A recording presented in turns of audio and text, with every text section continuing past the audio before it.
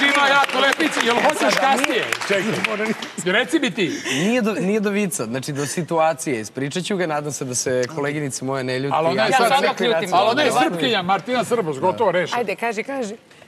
Pa pazi, ja se konkretno u nekim čudnim situacijama jako čudno vadim. Ono, videla si, čula si ono za retardaciju. Vidjela nisam, ali čula jesam.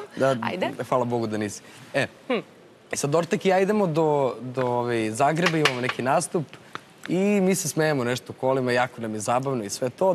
Prolazimo granicu Srbije, prolazimo i... Ovo nije vic, ovo samo pre... Ajde, još bolje.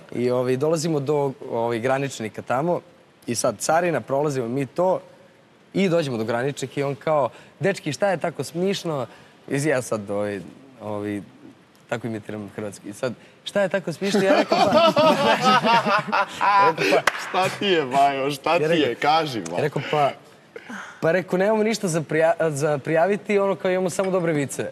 I on kao daj da čujem, ja rekao, ne, molim te na nacionalnoj osnovi je, kaže, takve dečki volim. Ja rekao, si sigurna? Siguran sam, važi, ajde. Kaže, takmiče se Srbin, Bosanac i Hrvat, ko će više lubenica da ponese? I pitaju Bosanca, koliko ti možeš? Kaže, ja mogu dvije. Kaže, jednu lijevu, jednu desnu i piče, znaš. Pitaju Hrvata, koliko ti možeš? Kaže, dečki, kužiš, ja ti mogu 3. Pa kako te pa uzmem jednu desnu, jednu levu i jednu u zube, znaš. I pitaju Srbina, koliko ti možeš? Kaže, ja po razoru mogu 5. Kako 5, brate? Kako 5? Kaže, pa, brate, lako, brate, uzmem jednu desnu, jednu levu i nabijem Hrvata na kurac.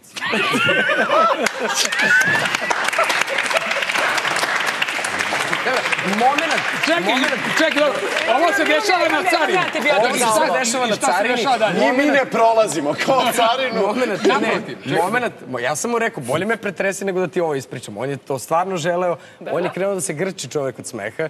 I, znaš, kako, dečki, nećete se ljutiti ako ja to svojim kolegama malo zamijenim. Ja rekao, neću, molim te, samo nas pusti, brate. Tako da smo prošli... Tamo ide druga verzija. I tako je Hrvatica na srpsku verziju.